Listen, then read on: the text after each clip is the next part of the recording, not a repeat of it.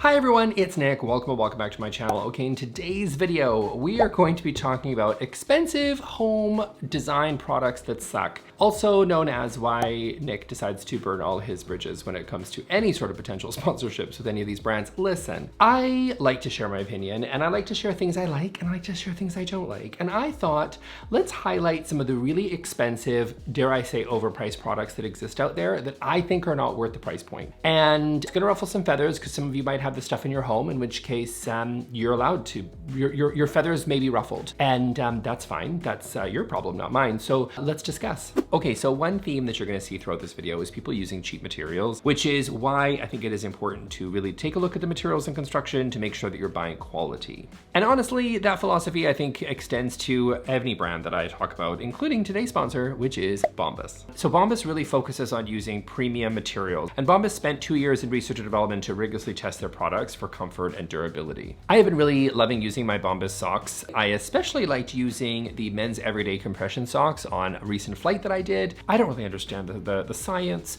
but it really is good for your circulation in your blood flow, especially if you're gonna be lying down or sitting down for long periods of time, like on a flight. So compression is fantastic, and these are the best compression socks that I've ever used. I love that with each item purchased from Bombas, an essential clothing item is also donated to someone who really needs it, so you can feel good and do good with Bombas, knowing your purchase is doing some real good as well.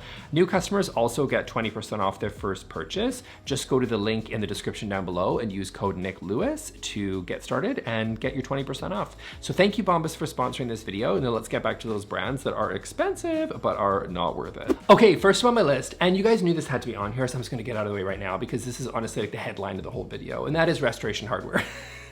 Because RH, or restoration hardware, I don't know what they're going by these days.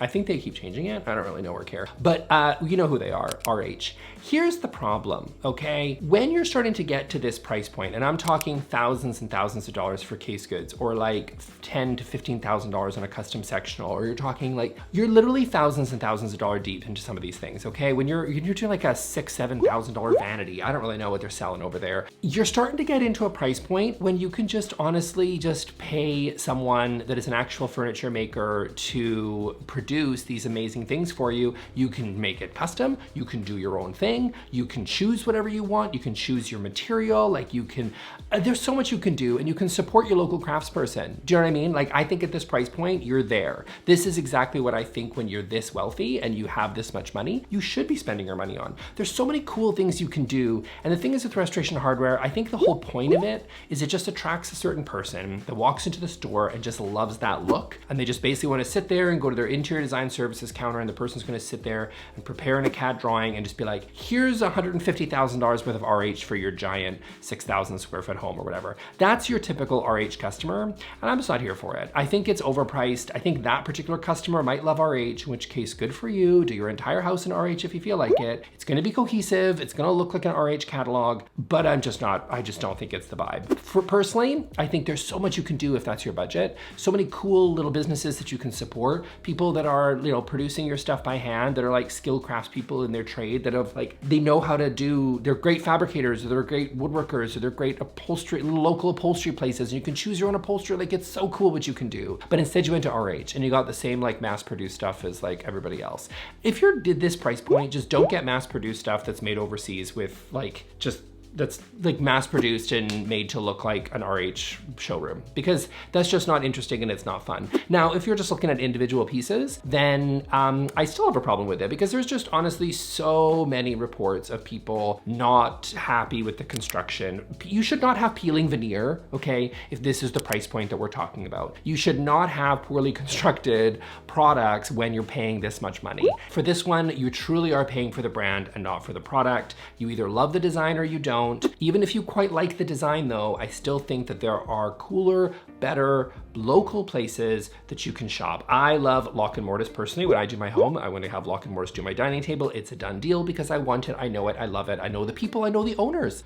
You can do that. I don't know where you live, but there is a good woodworker that is difficult to say, that is right there in your neighborhood that will absolutely make beautiful pieces for you for your home. If this is what you can afford. If you can't, no shame in that either, but you're probably not looking at RH in the first place. Don't max out your credit card just because you want to get into the like RH because you think it's luxury. Don't believe the hype, okay? It's not true. Okay, next up on my list is going to be Hermes Home, or honestly, like any of the like Gucci Home, Versace Home. Versace has a special place because it's hideous, but Hermes Home is also not great. And that's the one I'm gonna talk about because I feel like that's the one that gets the most airtime. This stuff is just laughable. I'm sorry. Look, I'm sitting here in a t-shirt that I got from True Classic Tees, so hardly the height of fashion, I grant you, okay? I just don't, I'm sorry, I'm not in the market for a Birkin. I will never have a sales associate that invites me into the Birkin backstage to like get your own little Birkin. It's just not me. I've never spent a dime there and I probably will not. It's just not my vibe. But if it's you and you get the fashion and you want the leather goods and the purses and the blah, blah, blah, then you have at it. But their home stuff is redonkadonk. I'm sorry, but it's ridiculous that you're paying like $500 for a tiny little leather catch-all tray. Who are you? What are you doing? There are so many cooler things that you can do for like, go to Montana LaBelle for like a little marble catch-all, or Eternity Modern for cool catch-alls. I have a couple from them and they're great. I love what they're doing, right? You can get little cute little wood boxes. You can go on Etsy. You can just get one from IKEA probably. Like there are so many cool places that you can get stuff for cheaper if that's your price point, or more expensive, but actually awesome, and not this little tiny, literally leather scrap that they probably got off the back of that probably fell on the floor of a factory in France, and then they just sort of like stitched it together and said, someone's gonna pay $600 for this crap. Don't let that be you, okay? Don't let that be you. And can we talk about the Hermes throw? Because I hate the Hermes throw. First, Meghan Markle has the Hermes throw, which like, I don't know, did you guys see that interview where she was on that podcast with that other woman and they were completely inseparable? I was always a little sidetracked for a second. I was always very much like, leave Meghan Markle alone. Like, who cares? Like, let her just do her thing, whatever. And then I saw her show on Netflix, and then I saw that interview and I was like, oh, girl, no, you're really quite irritating. I kind of get it now. But anyway, not to go on a whole rant about her, I'm sure she's lovely, but she has the Hermes throw, and that's exactly what I kind of expect. People that spend $2,000 plus on a throw. There are so many cool throws out there full of amazing, beautiful, wonderful materials like cashmere and I don't know, like cotton and whatever. There's cool throws. I'm not saying you go to IKEA and you buy one for $60, although that could be great too. But even if you went to the Citizenry and got a beautiful one, that's gonna be like a fifth of the price, a tenth of the price for a quality throw. And also that you could put the Hermes logo. Logos on decor. Do I have any logos in my background? Because someone always calls me out when I say, do as I say, not as I do, okay? So if you see something in the background that contradicts what I'm saying, just listen here and don't pay attention back there.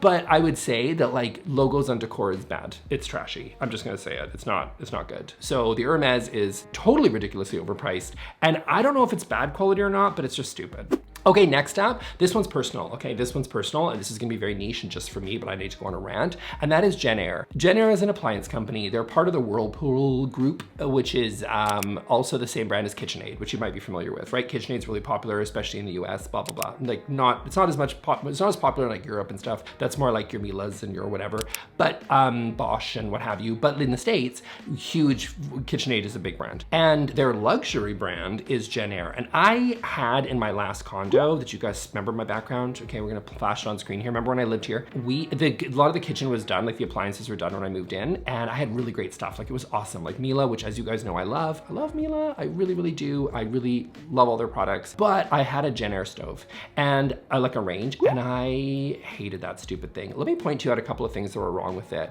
First, I mean, it didn't fit, which is not really the Jenn-Air's problem, but like the element with like a little circle, the little circle element where you put, it's induction, right? Where you put your pot was off by like an inch. Who does that in a luxury appliance brand? How is your element off like the little lines where it said the pot is? Nuh-uh, you're off by like a whole inch. So I had to like reposition every time, otherwise I risked like having like undercooked food on one side. It was just stupid. So I like, why that wasn't flagged, I don't know, by the previous owner, but that's ridiculous for quality control when you're at that level. Then, just as I was about to move out, the stupid thing, like the little keypad at the front or whatever, disconnected and said you need to hire a new part, get a new part. And then I talked to a friend and they're like, oh, the same thing happened to our Jenn-Air appliance. And then they said that their repairman said, oh yeah, Jenn-Air knows it's a problem, but they decided just like, it's gonna be out of warranty by the time these things all go. go. Now this is alleged, okay? I don't know, so don't sue me, Jenn-Air or Whirlpool Corp. But that's been my personal experience, and therefore I will never buy Jenn-Air again. Sorry, I'm just not sorry. That's been my personal experience. Do not come at me. Consider that like my Google review that I am leaving online for you. Sorry, but as a luxury, supposedly appliance brand, that is not acceptable. Miele would never.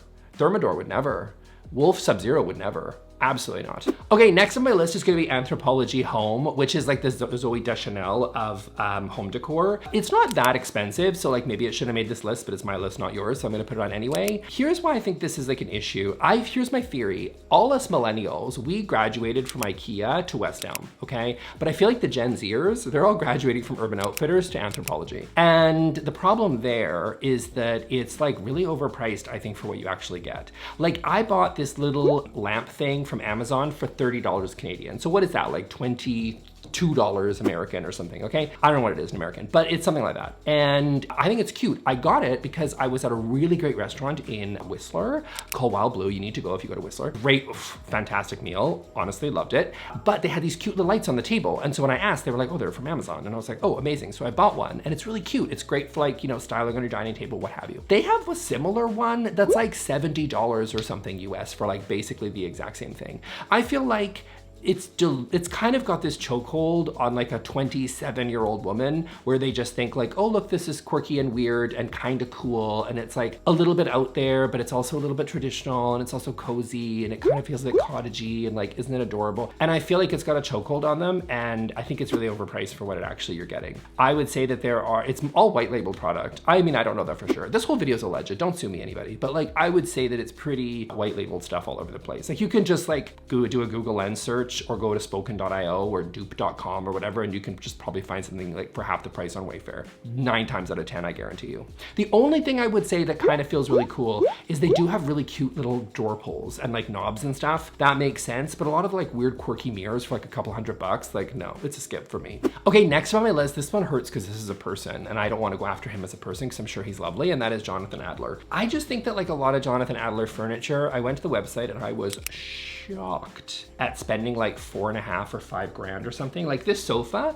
let me tell you how the material, because you know I'm all about the materials and construction. If I can, we always like go into details here because I think it's important. That's what you're actually paying for. Listen to materials and construction. Now this could just be an oversight, whatever, but it says brushed brass legs, Cirrus powder, don't know what that is, 81% polyester, 19% acrylic, and then it's got cleaning code S. That seems like a British thing. Do you guys have a cleaning code system? I don't know what that is. Sometimes they're always like, you know, when you're looking at a recipe and they're like, put on gas burner 5. And I'm like, what is that? I don't know what that means. Gas 5. You know, I don't know. The British have a weird way of doing things. Love you all, but textural woven, is he British? No, I think he might be American. Whatever. Textural woven boucle upholstery, a family-friendly fabric treated for stain resistance. Listen, I don't have a problem with necessarily like most of that. I just think if I'm spending $4,900 for a sectional, I'm gonna want a lot more in terms of my materials and construction to know what's actually happening there. Because you're starting to get into a really high price point here. Like you're like double article. You're like doublearticle.com or like a West Elm or something. Honestly, like the reviews are obviously also sometimes not great on a lot of his stuff. I think it's quirky and fun and weird, but honestly, again, it feels a little bit like you're paying for Wayfair, but because it's Johnathan, and I think he seems lovely. Like if I ever met him, of course I would be full of crap and I'd be like, love you.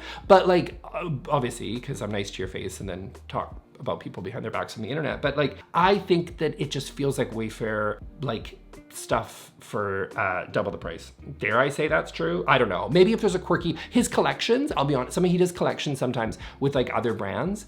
And what did he do one with IKEA? Maybe I made that up. But he does a lot of ones that are out there that are kind of similar. Like he does little collabs with places. And I think those are probably more successful. But a lot of the ones that are out there, like if you like his style, which is a little glammy, little Hollywood Regency, little fun, maximalist, cool, bright, you know, bold, whatever. If you like his vibe, that's great. But some of the furniture pieces that are on there just feel incredibly expensive for what you're probably paying for. Okay, and then next up on my list, I'm gonna bookend RH with this one because I've never put this one in my crosshairs before, but I think it's worth questioning. Now you guys might say, oh no, I have great luck with this brand. You might be saying that about every single brand on this list. I don't know you, but the one I'm gonna question here is Arhaus. Arhaus, first of all, I don't like the name. Arhaus, but whatever. I just think that it's a little RH-y. Like if you're going to spend this much money on a piece like this, don't buy it from like a multi-billion-dollar corporation that is clearly just sort of like white labeling overseas or whatever they're doing. I don't really know what they're up to, and I don't really care for it. Here's a really good example, okay? I found these two tables. They're like not always completely a super fair comparison, but I'm gonna make it anyway. This one from Arhaus is 54 inches, and you have a 31.5-inch leaf, okay? This one from Crate & Barrel is 48 inches and has a 22-inch leaf. They are both described very similarly as having sort of a mix of some solid wood, some engineered wood, some veneer. Who even knows what that means? It's all a little bit vague in terms of where you're going. But here's what I think. So the Arhaus one is a bigger piece for sure, but they are similar in style, and they both have a leaf, and this is, I assume, somewhat of a similar construction. The Crate & Barrel one, which is not a cheap retailer, not by any stretch of the imagination. I think we could all agree on that. It's not the cheap and cheerful option, is $1,699 USD. The Arhaus one is $4,500 US. So now you're paying well over double. Basically, you're kind of almost at triple territory to go from Crate & Barrel to Arhaus. I feel that feels pretty overpriced. As well, some of the language that's being used around, it's all very like, RH does the exact same thing. Like, I don't know who writes their descriptions. Whoever you are, you're probably a English major who is paying the bills, and I'm not gonna fault you for that. So it says here, this collection is handcrafted by artisan partners in Indonesia from oak veneers. Listen, I'm not against Indonesian people. I'm sure they make fantastic furniture, but you know, it's artisan partners. It's weird. From oak veneers adhered to an engineered hardwood core featuring hand-applied finish. Well, obviously they're hand-applied because the hands gotta be involved somewhere. We're not completely automating the process. Color, pattern, and texture will vary slightly, which it does because there's wood involved, making each piece truly unique, obviously. I feel that's a lot of fluffy language just to say that this is like a collection of a bunch of mixed wood types thrown together into a $4,500 piece. I'm not saying it's bad. I'm not saying it's crappy quality. The reviews sometimes on Arhaus seem to be like, some people seem to really love it. I'm just saying, again, kind of like I said with the RH piece, there's a lot of fluffy languages dressing up from these billion-dollar companies that's essentially like, hey, this is a $4,500 piece, and personally, you're getting to a price point there when I'd rather just pay somebody like local to do something just as amazing. There are great retailers out there, even mainstream retailers, which you know I'm not mad at. If you want to go to like these other ones, like the Crate & Barrels of the world that are not cheap, that are like basically a half the price. So I feel like Arhaus is a little bit in my crosshair. I'm keeping an eye on you, Arhaus. I'm not 100% convinced that like the way I am with RH, but I am still leaning that you might be incredibly overpriced and very expensive for so-so quality. Correct me if I'm wrong in the comments. I'd love to hear it. You know, you always share your opinion in the comments, and I love to read it. I don't always listen to it, but I do read it. Okay, thanks for watching, you guys. I'm gonna link here to the video about my retailers that I would never shop at because they're not necessarily all expensive. They're a bit of a mixed bag over there. RH does make an appearance again, but I think you might like that one if you enjoyed this video. So I will see you all in the next one. Thanks a lot. Bye.